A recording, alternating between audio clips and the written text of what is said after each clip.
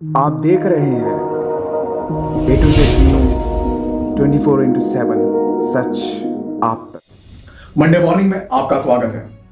आज हम बात करेंगे देश भर के सारे पॉलिटिकल पार्टीज के बारे में, कैसे इंडियन कॉन्स्टिट्यूशन इन पार्टीज को राइट्स देता है देश चलाने के लिए। अगर हम बात करेंगे, ये देश भर की तमाम पार्टीज एक्चुअली होती हैं प्राइवेट ऑर्गेनाइजेशन।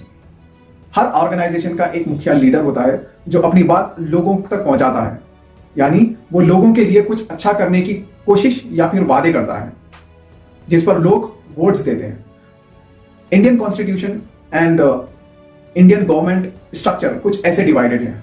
एक होता है लेजिस्लेचर जिसमें एमएलएस और एमपीस आते हैं, और दूसरा होता है एग्जीक्यूटिव जिसमें prime minister, president of India and दूसरे विभाग आते हैं जैसे कि आईएएस एंड आईपीएस। और तीसरा आता है जुडिशरी सिस्टम जो सारे इंडियन कॉन्स्टिट्यूशनल लॉ को स्थिर रखने में काम करता है और अपने डिसीजंस बनाता है देश की स्थिति के हिसाब से अकॉर्डिंग टू लॉ। अब आपको ये सारी बातें हम इसलिए बता रहे हैं ताकि आपको सारी सिचुएशन समझ में आ जाए। व्हाट इज योर वैल्यू, आपकी वैल्यू क्या है। ये जो लीडर्स होते हैं एक्चुअली ये भी इंसान ही होते हैं। हर लीडर का एक अपना एक विजन होता है जो बात अपनी लोगों तक पहुंचाता है। अगर लोग उस बात को, उस पॉइंट को, उस मुद्दे को पसंद करते हैं तब लोग उसको वोट देते हैं। तो ये बहुत मामूली सा प्रोसेस है जो कि बहुत बड़ा दिखता है या बना दिया गया है, क्योंकि ये प्राइवेट ऑर्गेनाइजेशन, ये सारी जितनी भी है, कांग्रेस, बीजेपी, ये सारी प्राइवेट ऑर्गेनाइजेशन एक ग्रुप ऑफ पीपल को लेकर चलती है जो ऐसे प्रिटेंड करते हैं कि वही देश की सारी रिस्पॉन्सिबिलिटी उठा रहे हैं, लेकिन ऐसा नहीं है। हर कोई अगर वो भारतीय है, इंडियन सिटीजन है, आप इलेक्शन में पार्ट ले सकते हो, राइट। अगर सारे लोग आपको पसंद करते हैं, मेजॉरिटी ऑफ द पीपल्स आपको पसंद करते हैं, आपके अंदर एबिलिटीज भी देखते हैं कि आप जो बोल रहे हो वो कर पाते हो, देन आप भी सेलेक्ट हो सकते हो और आप भी देश के सेवा में अपना समय और अपना जीवन दोनों दे सकते हो। ये सारी चीजें होती हैं। अब आमतौर पर आपको पता होगा एमएलएस, एमपीस, प्राइम मिनिस्टर, ये तीन चीजों के नाम मैं इसलिए आपके सामने ले रहा हूं ताकि आपको पॉइंट समझ में आए कि क्यों इनको ये सरकारी जॉब 5 साल के लिए दी जाती है जिसमें इनको तनख्वाह और काफी सारी सुविधाएं भी मिलती हैं, राइट। अब ये सारी चीजें कंट्रोवर्सी चलते हुए, लेकिन देश में अगर आप मीडिया का सारा रुख देखोगे, आपको ये सरकारी नौकर कम तानेशाह ज्यादा दिखेंगे। ये पब्लिक के लिए काम तो करेंगे, लेकिन इनका एक वैल्यू, जो वैल्यू ऑफ पर्सनैलिटी है, वो डिफरेंट आपको दिखाई देगा। इनको जितनी वैल्यू देना है उससे कहीं ज्यादा हम वैल्यू प्रोवाइड करते हैं। अब यहां पर हर लीडर का अपना अपना काम होता है।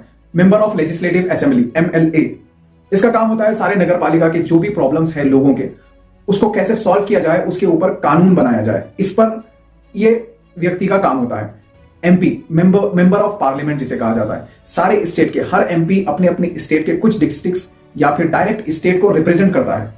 वहां के जो भी प्रॉब्लम्स है या देश में होने वाले जो भी प्रॉब्लम्स है वहां पर पार्लियामेंट में उसको ये सारी चीजें रिप्रेजेंट करनी होती है, और साथ ही साथ देश को किस तरह स्मूथली रन किया जाए, कैसे तमाम लोगों की भलाई हो, इकोनॉमिक ग्रोथ हो, जॉब्स आए, ये सारी चीजें वहां पर रखनी होती है। और मेंबर ऑफ पार्लियामेंट भी एक लॉ बनाते हैं जिसको प्राइम मिनिस्टर या फिर हमारे प्रेसिडेंट एग्जीक्यूशन में लाते हैं। अब आपको ये सारी बातें समझ में आ गई होगी।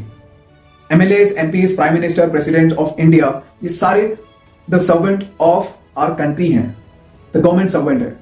इसी के साथ साथ आईएएस, आईपीएस, ये भी एक वर्कर होते हैं, गवर्नमेंट वर्कर, जो अपनी काबिलियत और पढ़ाई के दम पर सेलेक्ट किया जाता है। इनकी आयु, इनकी लाइफ जो वर्किंग सर्विस है 5 साल नहीं होती, 5 साल से अधिक होती है।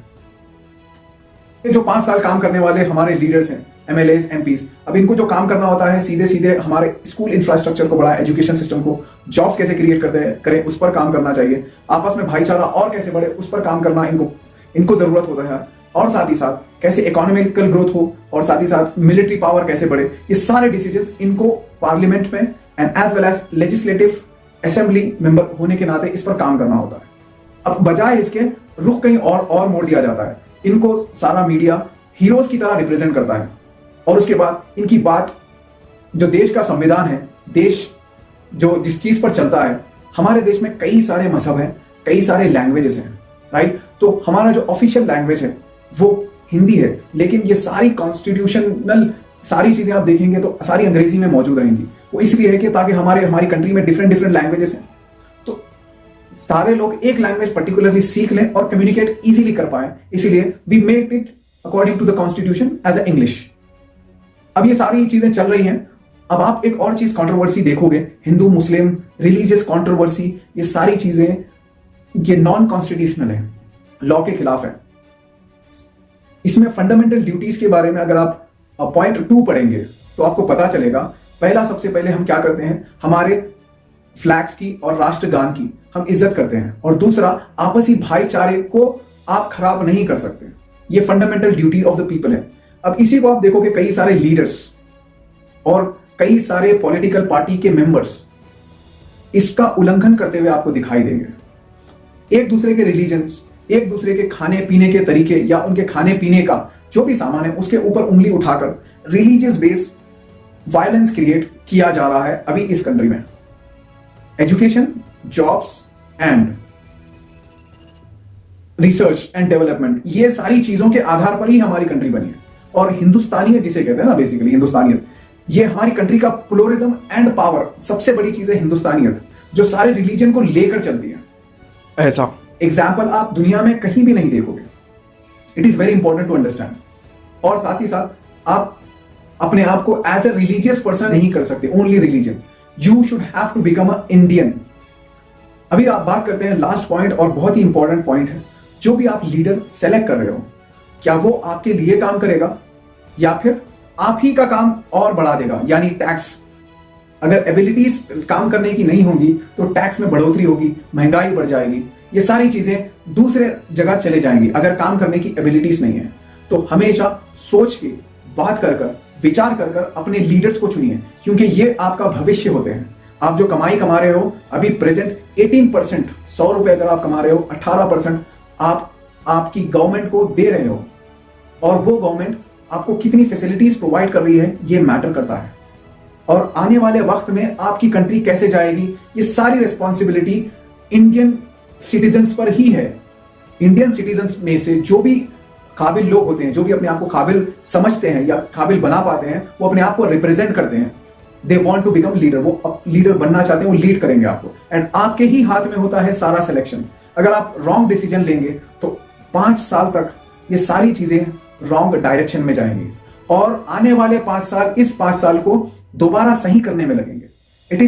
ये बहुत इंपॉर्टेंट है समझना। अगर ये समझ में नहीं आएगा तो वक्त जाया होगा, आपकी वैल्यूज डाइल्यूट होगी डे बाय डे, डॉलर की कीमत बढ़ेगी, पेट्रोल बढ़ेगा, सारी कीमतें बढ़ेगी, और आपकी करेंसी की वैल्यू गिरेगी, यानी आपके काम की और आपकी वैल्यू भी गिरेगी। करंट सिचुएशन ऑफ इंडिया, जो आपका 18% टैक्स आपसे लिया जा रहा है, वो सारी सुविधाएं जो आपको दावा की गई है कि ये फ्री मिलेगा, वो फ्री मिलेगा, एंड आपके अकाउंट में पैसे आ जाएंगे या जो भी होगा, वो नहीं हो रहा है। यानी अभी भी हम उभरने में लगे हैं। 21st century is a Indian century, ये बात कही थी एपीजे अब्दुल कलाम ने और डॉक्टर राजन ने। ये वो लीडर्स हैं जिन्होंने इंडिया को एक अलग दिशा दी।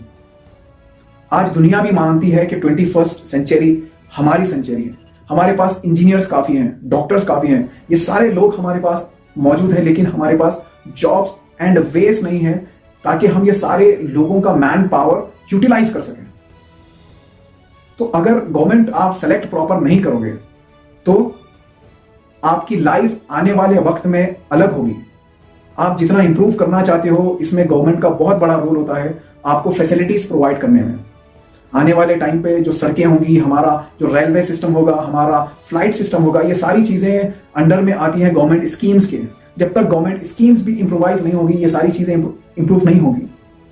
अभी गवर्नमेंट की हालत ये है कि गवर्नमेंट कंपनीज प्राइवेटाइज हो रही हैं, यानी गवर्नमेंट प्राइवेट कंपनीज को अपनी गवर्नमेंट कंपनी जो आपकी प्रॉपर्टी है वो बेच रही है। इसको समझने की जरूरत है।